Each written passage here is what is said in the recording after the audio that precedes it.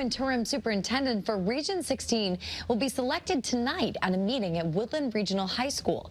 Current superintendent Michael Yaman will be suspended after he was arrested in a drunk driving incident in Florida back in September.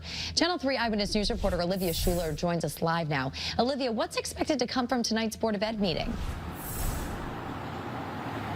Hey, Nicole, good morning. Well, tonight's meeting is open for public comments. Now, a big point on the agenda is assigning that substitute superintendent for the next 2 weeks.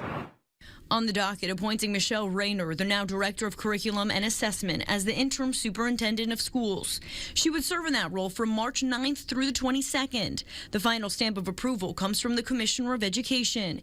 Yaman's suspension was triggered after police in Florida say he was caught driving with his blood alcohol level more than twice the legal limit. Yaman's suspension caused heated discussion between parents, some wanting him out entirely, others against the suspension. During last month's meeting, Yaman was in the hot seat where the decision was made to suspend him for 2 weeks. Some community members still unsure if that was the right decision. I don't know if termination was the answer. I don't know, because I don't think we still have all the facts.